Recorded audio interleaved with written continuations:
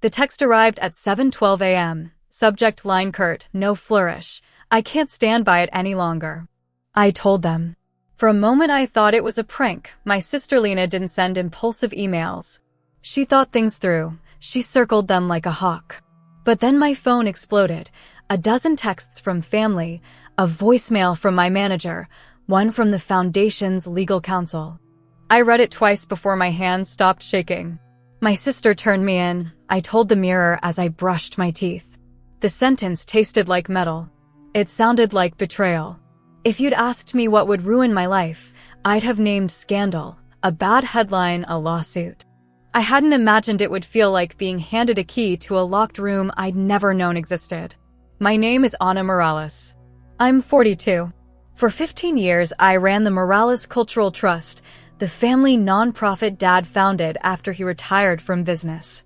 We curated exhibits, funded scholarships, repatriated artifacts. At least that's what we told donors.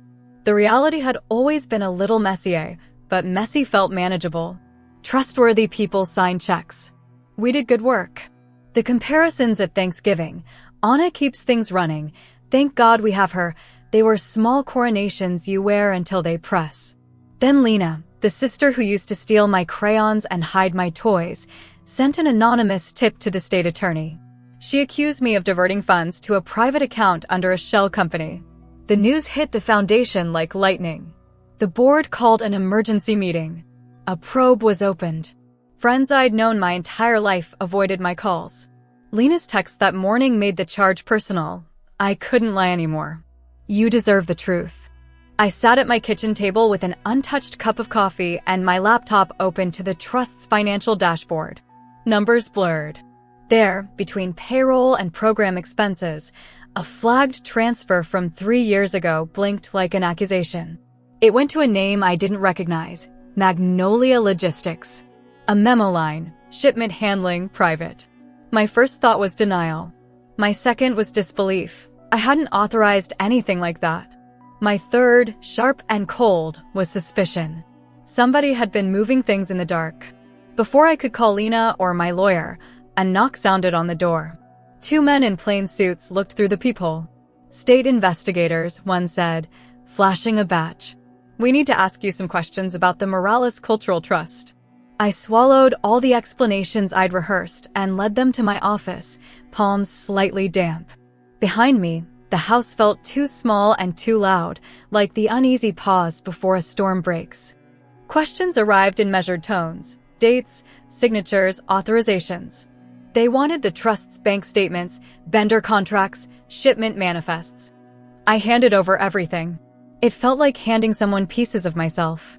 As the agents rifled through files, one of them paused over an old shipping log tucked beneath a stack of donor letters. He frowned, then straightened, eyes narrowing. Have you heard of Magnolia Logistics? He asked. I had to admit I hadn't.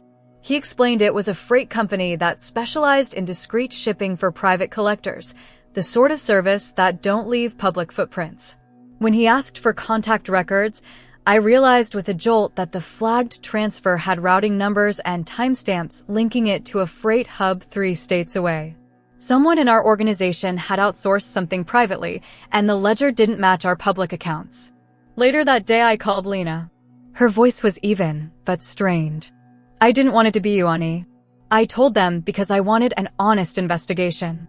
If it's a mistake, it will come out. But I saw the emails you deleted. I saw the invoices that disappeared. Her words weren't the barb I'd expected. They were heavier, as if they carried the weight of a truth she dragged out of a corner and couldn't put back. That night I stayed in the office until the cleaning crew left. I pulled older ledgers, paper journals Dad kept before we went digital. He had a habit of hiding receipts behind other receipts, as if memory needed camouflage. In the bottom of a file labeled Donor Correspondences, I found a small folder, brittle with age. Inside were photocopied shipping manifests, names in handwriting I recognized as Dad's, and photographs. Wooden crates stamped with polite museum labels loan, Morales Trust, Catalog 47, but also another mark, faint, stamped in red, M-Export. The photos showed crates opened beside a warehouse desk, A man in a suit signed off with a name I'd never seen, but the initials matched Dad's middle name. Memory is a trickster. I remembered a summer as a child, Dad returning from a trip with stories about private acquisitions and a photograph of him beside a carved mask he said rescued a piece of craft from decay. We'd celebrated with cake. We'd told donors it was all about preservation. But these manifests, the dates didn't align with the museum loans we'd reported.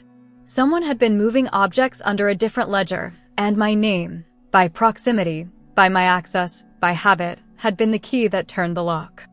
I started tracing the transactions. Magnolia Logistics receipts led to a shell company layered behind others, and then to a P.O. box that pointed to a warehouse outside town. Lena's call the next morning said investigators had found a crate at that warehouse. Inside, dozens of artifacts listed in the trust's public catalog, and some pieces that had never been reported.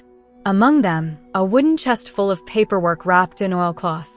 Documents in that chest were older, handwritten in ink that had bled through decades, shipping lists, names, and a ledger titled simply M, Accounts Private. As I read, the letters formed a pattern I didn't want to admit.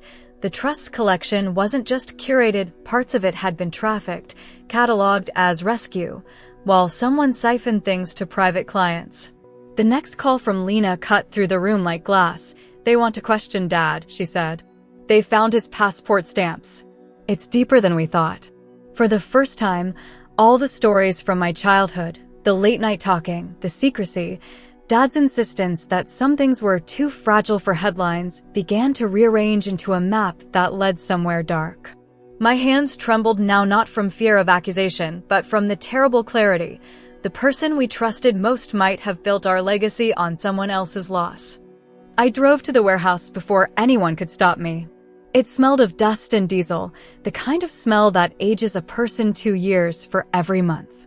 The manager, an older woman with tired eyes, recognized Dad's handwriting on the crate tags. He came in like he owned the place, she said. Paid cash. Said it was for a museum loan. She didn't remember seeing paperwork that matched our nonprofit's public files. She handed me a clipboard with signatures. I traced Dad's looping script and felt something like betrayal and grief braid together. Inside the crate were objects that made my throat close, carved figurines, ceremonial textiles, a lacquered mask with weathered teeth. The labels tied them to villages I'd only read about in academic journals.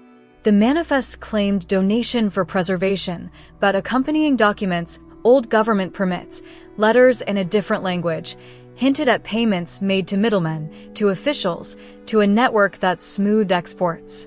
Someone had bought plausible deniability and wrapped it in paperwork. When I confronted the board, faces I'd known since childhood looked smaller, like paper cutouts. Some were angry, some were stunned. Others were furious that our reputation had become a target. Lena sat at the back, hands folded. She didn't look vindictive, she looked tired beyond her years. The investigators widened their net. They called anthropologists, foreign archivists, even embassies. The story grew wings. Reporters smelled it like hounds scenting blood. Donors wrestled with their conscience. I watched supporters retreat and new calls demand accountability. Every paper that hit my desk seemed to pry open a seam we'd been stitching for decades. In a folder labeled Confidential M, I found correspondence between Dad and an overseas dealer. He'd written about urgent purchasing and discreet shipment. The signature matched a flourish in brown ink I had seen 100 times. The real revelation, however, came when Lena gave me something she'd held back, a stack of old family photographs from before the trust's founding. In one, Dad stands on a village shore, a child on his shoulders, cradling a carved idol. Written on the back in his hand, saved from a market will find a home. Beneath that, a newspaper clipping.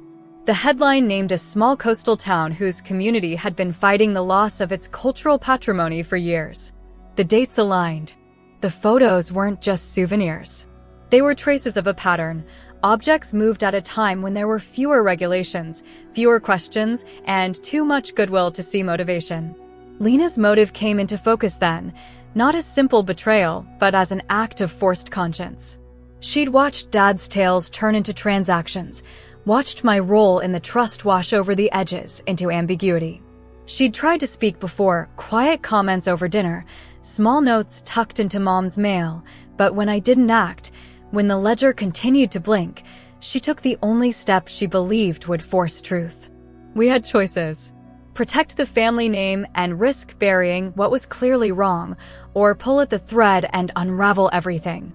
In the privacy of my car, the envelope with those photographs on the passenger seat, I realized the decision had been made for me. If we hid it, the artifacts would remain displaced, and the trust would be a velvet glove for a fist of secrets. If we exposed it, we might lose everything: donors trust, the work we'd done, but perhaps it would be the first honest thing our name had done in years. I called Lena. "I'm going public," I said. Her silence after that was not arrogance, but relief. "Do it right," she replied. "Make it about restitution, not revenge." That was her gift, temperance in fury. I drafted a statement that night: admission of gaps, immediate suspension of certain programs, outreach to communities where the objects originated. It felt like stepping off a cliff wearing work boots, terrifying and necessary. The press conference was ugly and beautiful at once. Reporters asked sharp questions while community leaders sat behind me, their faces unreadable.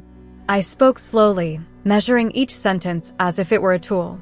I admitted the truth we'd discovered. Some items in our collection had unclear provenance. Some acquisitions were labeled as rescue when the trail suggested otherwise. I didn't blame Dad at the podium. The dead do not wear crowns, but I framed the issue as institutional failure. People clapped and hissed in equal measure. The fallout was immediate. Grants were paused. A major donor withdrew. The board reconstituted. I expected fury. Instead, the hardest part was watching the faces of those who had believed in us feel cheated. We initiated repatriation talks, an independent audit, and a long-term plan to partner with source communities on cultural stewardship. The legal fight with unnamed private buyers and shell companies dragged on for months. Lawyers on both sides wrote letters heavy enough to paper aisles. Lena and I met in the old kitchen, amid the echo of memory. She sat across from me, her fingers wrapped around a mug. "You could have shut this down," I said. "You could have saved everything." She looked at me steady. "I couldn't keep living like that, Anna. I couldn't watch people use our name to hide things." Her apology was small and real. We both understood that trust had cracks that couldn't be sealed overnight. Months later, the repatriation began. Crates we'd once labeled as loans were cataloged with new care. Some objects returned to coastal villages where elders lit fires and told stories about the carvings. We funded community programs to restore and interpret their own heritage. It wasn't complete justice, restitution never is, but it was movement in the right direction. The Morales Cultural Trust, once a tidy ledger of good intentions, became something messier and truer, a platform to repair harm. In time, the tabloids moved on. Our donor base restructured around transparency, and younger board members pushed for accountability measures that would have made Dad bristle, but would have made our work sustainable. Lena and I rebuilt a fractious sisterhood into cautious partnership. The headlines that had promised ruin became chapters in a larger story about humility and correction.